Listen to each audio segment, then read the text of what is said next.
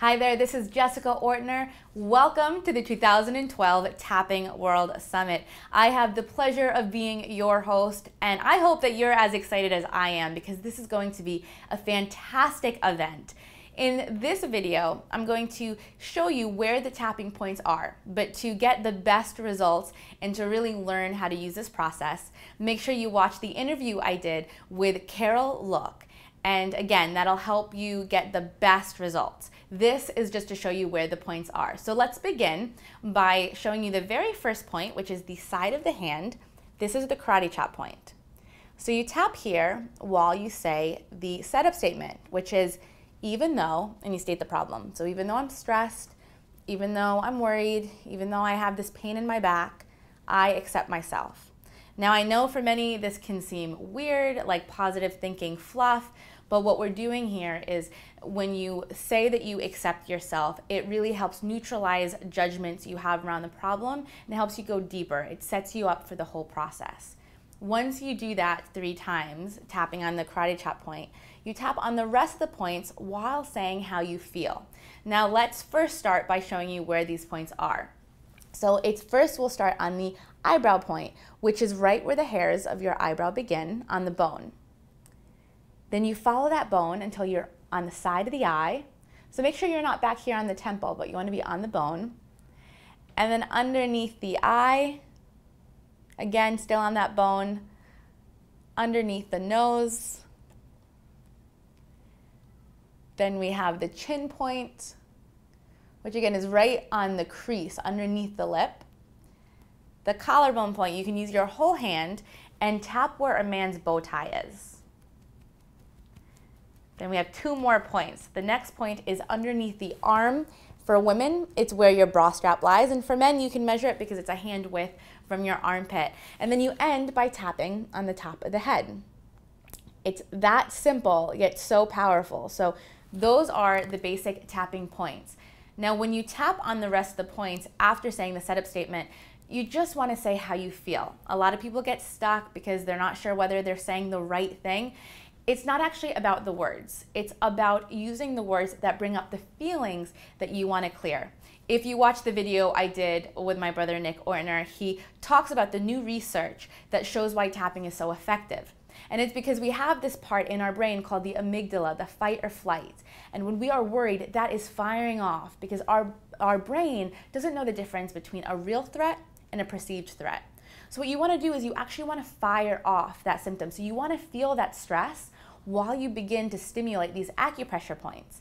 And what you'll find is it's almost like rewiring your brain, where you let yourself know that you are actually safe. Even though you're stressed at work, even though you have a problem, you are safe. And that lets you release that stress and become more resourceful. So let's actually go through a tapping round so you can see how this looks like when we put it all together. Say you have a fear of speaking in public. You have a presentation coming up at work and you're nervous. Well, it's really helpful to be specific on what exactly about speaking in public or speaking at this event scares you. So let's imagine you say, I'm scared I'm going to mumble my words and I'm scared I'm going to forget what I'm going to say. So what you would do is you would tap on that fear by saying, even though I'm scared to speak in front of all these people because I might forget what I'm going to say, I accept myself. Or you can even say, I love and accept myself. So you do that 2 more times. Even though I'm scared to stand in front of everybody, because what if I forget my words? I accept myself. Even though I'm scared to stand up in front of everybody, because I might forget my words, I accept myself. Then you tap on the rest of the points while triggering that feeling. So it would be the eyebrow point. I'm scared to go up there. Side of the eye. What if I forget what I'm supposed to say? Under the eye, the pressure of everybody looking at me. Under the nose, my palms feel sweaty thinking about it. Chin, what if I really mess this up? Collarbone point, everyone is going to be looking at me. Under the arm, this fear of speaking in public. Top of the head, what if I forget what I'm supposed to say? And you take a deep breath in and you exhale. An important thing to do as well when you're doing the tapping process is to keep track of how you're doing. So before you even begin to tap, measure how you feel. So if you feel anxiety about speaking in public, you can say on a scale of 1 to 10, how anxious do I feel? This is called a SUDS level, a subjective unit of distress. Why is it important to do this and actually write it down? Well, because when you begin to tap, you'll find that you'll begin to feel better, and sometimes it happens in steps. You go from a 10 of anxiety to a 6. That difference is a huge difference, and knowing that you made that difference will encourage you to continue tapping. The other reason, to be completely honest with you, is that a lot of times people tap and you get results so quickly that you forget how you felt before.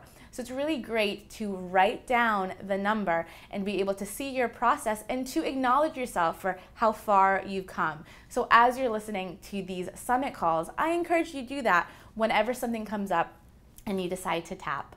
Well, that's it. Very simple yet very profound. I am excited for you to attend this summit. I always say the same thing to everybody. Nobody needs to convince you this technique works, because if I heard about it, I might not believe it, but I tried it and it really does work. So give it a try, tap along, and enjoy the summit.